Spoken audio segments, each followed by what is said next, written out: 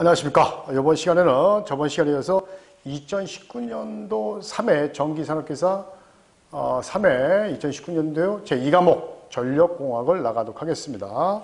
1회 때, 2회 때는 어렵지 않았어요. 이번에 3회차는 어떤지 보겠습니다. 왕복선 배치에서 지름이 D, 지름의 위치치고요.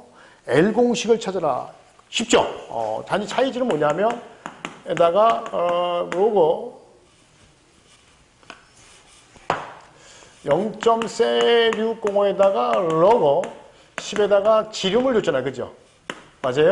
1은 안 해야 되겠죠? 그래 반지름 R이 되겠죠? 그럼 2가 위로 올라가죠? 그래서 답은 몇 번? D분의 2D 4번이죠. 0.05예요. 2번 중성점을 접지 목적이 여러 가지가 있죠. 중성점 접지 우리 소리액터 직접적 그쪽이죠. 일선지락시 전이승 억제 단지연이 가능하다. 그렇죠? 그 다음에 궤정기 동작을 확실하게 한다. 등등 있었습니다. 자, 틀린 것. 1번 맞고, 소리액터가 일선지락 시, 전류가 거의, 소리액터는 LC 병렬 공격에 전류가 없죠. 그 아크도 안 튄다는 얘기고, 그 다음에 궤정기 동작. 답은 3번이죠. 차단 용량은 무슨 관계가 있어요? 그죠? 전혀 관계가 없습니다. 그 다음에 3번. 전력선 반송이라는 건 뭐냐면, 송전 솔로에다가 어떤 고주파를 보내서 신호를 보내서 사고 난 것을 회선을 받아서 차단하는 겁니다. 그래서 예민하게 동작하며 고장 구간을 선택할 수 있고 사고 난 구간을 그 다음에 선택 동시 차단한다. 그 대신 저주파 아니라 고주파입니다. 왜냐하면 주파수가 빨라야 되죠. 그냥 사고 신호가 빨리 오려면 그만큼 고주파 방식을 써야 주파수가 높을수록 신호가 빠른 거 아니에요. 그죠? 61Hz라는 게 뭐죠?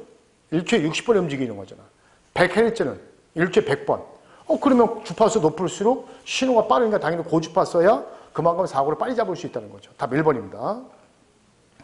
발전기에 사용하는 전격 전압이 아닌 사용되는 것. 발전기 전압도 물어봤어요. 야, 별걸 다 나네요. 나 이거 깜짝 놀랐어요. 보통 발전기는 전압이 낮죠. 그래서 우리가 보통 첫날 많이 얘기하는데 제너레이터에서 나오자마자 전압을 승합을 하거든요. 그죠? 3, 4, 5로. 그러니까 3, 4가 오면서 다시 154로 낮추는 거고 다시 22,900 낮추는 거거든요. 그래서 발전기 전압은 보통 이제 수력 같은 경우는 380, 440짜리도 있고 그 다음에 뭐 600짜리도 있고 뭐 다양하다고 합니다. 수력은 여기 안 나왔고 보통 이제 화력 정도 돼야 3,300, 3.3kV, 6.6kV 보통 두 가지가 있고 원지력 정도 돼야 22kV 이렇게 나오거든요. 뭐 11kV도 있고. 그래서 여기서 맞는 거는 답은 이제 6.6밖에 없네요. 1번입니다. 1번. 11짜리도 있고요. 그래서 이렇게 보통 이제 요건 화력이라고 보시면 돼요. 여기 원자력에다 이렇게 보시면 됩니다. 여기 수력이 있고요. 우리나라 수력. 답은 그래서 1번입니다. 연가 목적. 연가는 몇 등분 한다는 얘기죠? 3등분 한다. 선로정수 평형. 우리 2회 때도 나왔어요. 답은 그래서 3번입니다. 역률이 0.8, 10kV짜리가 있다. 거기에 콘덴서 2자 달게 되면 변압기에 걸리는 부하는 어떻게 되냐. 이것도 뭐 책에 다 있습니다. 자, 피상전력이 얼마짜리죠? 10kV짜리입니다.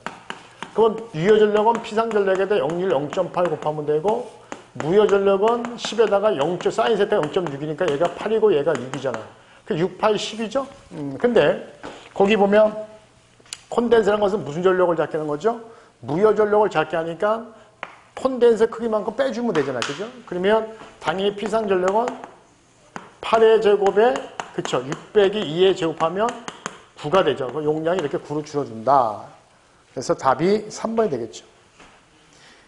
7번 부하전류 및 단락전류 모두 개폐할 수 있는 게 있고 없는 게 있잖아. 없는 거는 뭐예요? 단록이. 있는 건 차단기죠. 답 2번입니다. 지금은 있는 거니까 차단기입니다.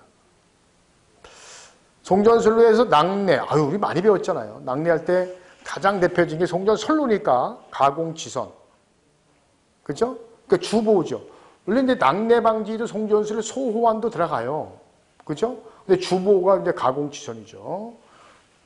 답은 3번입니다. 그 다음에 전력 원선도에서 반지름은 뭘로 하냐. 그래서 제가 이거 이쪽에 유효전력이 있고 여기 무효전력, 유효전력이 있죠. 그러니까 반선들을 그려서 요 교차 지점을 이렇게 만나는 겁니다. 그래서 이때 이 반지름은 이니셜 B고 VS, VR로 구한다라고 해요. 근데 이 반을 뭐라고 하냐면 이니셜 B로 시작하죠.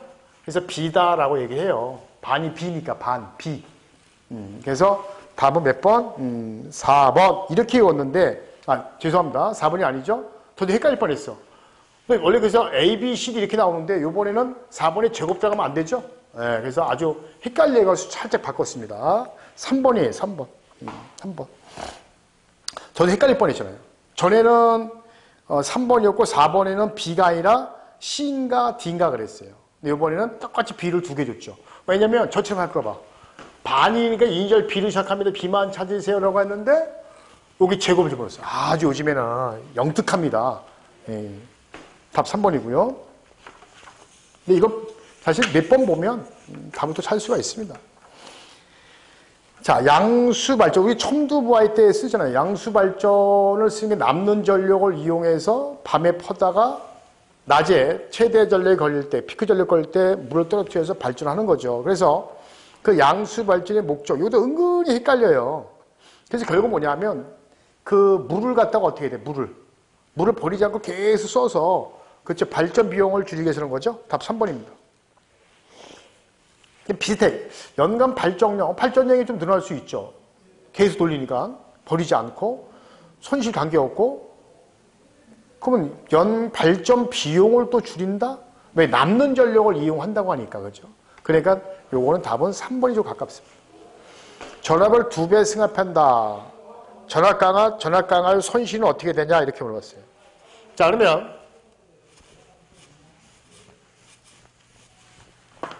전압 강화는 전압의 반비례하고, 그다음에 전압 강화율은 전압 제곱의 반비례하고, 그다음에 전력 손실도 전압 제곱의 반비례하죠. 뭐 단면적도 이렇게 되고, 그죠? 그 대신 전력은 이렇게 되잖아, 그죠? 몇 가지가 있는데 여기서 세 가지 물었으니까 2배니까 2분의 1배, 요거 4분의 1배, 요것도 4분의 1배가 되겠죠, 그죠?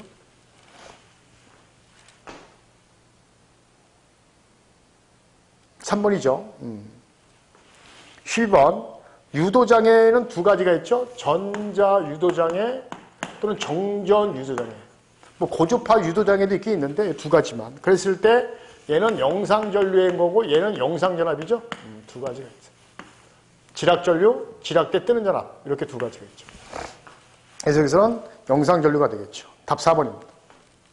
13번 이것도 책에 있는 건데 완전 공진됐대. LC 병렬 공진되면 LC가 없어지잖아. 근데 그 중성점의 저항은 200이었고 그때 전압은 4400이다. 전류를 구하라. I는 R분의 V죠. 그 저항이 얼마예요? 200. 200이고 얘가 4400이죠. 이거 하게 되면 답은 22, 2번 나옵니다. 자, 14번. 별육이 2차 측을 단락하는 이유. 이거 17년도인가 18년도에 한번 해봤던 것 같아요. 우리가 보통 이제 PT는 개방한다. 110V로서 점검할 때 개방하고 CT는 점검할 때 단락한다. 이유가 과전압이 발생하면 절연을 파괴시키니까 2차 측 절연 보호하는 거죠.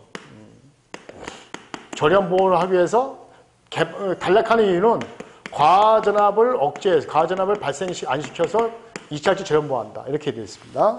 그래서 단락하는 이유 2차 측 절연 보호죠. 그래서 이거 어떻게 열었죠? 기억나세요? 그래서 개피받다. 그래서 누구한테? 십탱이. 여기 아니에요. 친구 십탱이. 그래서 걔는 뭐다? 안 볼 거다. 단절하겠다. 그죠? 2차 측 절연보. 그래서 답은 1번이죠. 15번. 전격전압 리액턴스 10MV 퍼센트 리액턴스를 구하라. 라고 했습니다. 자, 퍼센트 리액턴스 또는 퍼센트 임피던스죠. 같은 겁니다. 그래서 퍼센트 리액턴스 구하라 하면은 퍼센트 임피던스 구하라 같은 말입니다. 두 가지가 있어요. CV제곱 PZ가 있고 그냥 2에다가 I 곱하기 Z에 곱하기 100이 있어요. 지금은 용량을 줬잖아요. 그죠? 이걸로 구하면 됩니다. 단지 이거 구할 때 차이는 뭐냐면 P는 반드시 kVA를 공식에 써먹어야 되고 V는 선관전압이고 킬로볼트가 기준이다라고 했어요. 그래서 10에다가 전압이 66의 제곱이고 P가 용량인데 100MV 그럼 100 곱하기 10의 3승이고 임피던스가 곧 리액턴스니까 15. 요거 하게 되면 답이 약 2번. 이것도 우리 책에 있습니다. 16번. 용량이 150짜리 변압기가 있는데 V결 쓸 때 최대 출력. 이 책에 다 있죠. 이거는 루트 3 곱하기 몇 대 용량? 한 대 용량이죠. 그래서 루트 3 곱하기 150 하면 되겠죠. 그러면 259.8. 약 3번 260대고요. 역률을 개선하면 보통 역률을 코사인 세타로 90% 이상 개선해야 되겠죠. 개선하게 되면 좋은 점이 손실이 작아지고 그죠? 전기 요금이 감소하고 전압가가 작아지고 내가 쓸 수 있는 전력은 커지죠. 쓸 수 있는 전력이 커진다는 얘기는 뭐 유효 전력 크게 한다든가 뭐 설비 이용률을 늘린다든가 이런 말이 있죠. 그중에 감기가 없는 거는 2번이죠. 절연비하고 전혀 관계가 없습니다. 자, 18번. 어떤 수력발전소에서 수압관에 분출되는 물의 속도, 우리 파이프에서 물이 촥 하고 튀어나오잖아요. 그때 직접적인 관련이 없는 것 이렇게 되어 있습니다. 그래서 여러분들 그 물의 유량이 많을수록 속도가 변하잖아요. 그죠? 유량의 관계가 있고 또 경사가 완만하냐 기울기가 세냐에서 유속의 변화가 있죠. 그다음에 수면의 연직거리가 뭐냐면 이렇게 보는 거예요. 거기 이제 일단 해서 보면 뭐라고 됐냐면 수면에서의 연직거리란 공간에 있는 두 점의 거리를 그 두 점과 수평면의 높이의 차이가 파도라고 보시면 돼요. 파도가 높으면 높을수록 여러분들 파도가 잔잔한 거고 파도가 높을수록 어떤 게 더 물이 빨라요? 파도가 높은 게 더 물이 빠르게 오잖아요. 바람이 세니까. 그 속도의 관계가 있잖아요. 관의 길이가 길면 길수록 오히려 속도가 떨어지죠. 그죠? 답은 그래서 3번 이렇게 봐야 되는데 이건 만들어낸 겁니다. 자, 161 수선 단위로 155 상차가 리액턴스. 전력 구하라. 이거 다 해봤죠? 리액턴스 반비례하고 VS, VR의 사인 델타가 된다. 그죠? 그래서 리액턴스가 얼마? 49.8. 그 다음에 VS가 161, VR이 얼마? 155.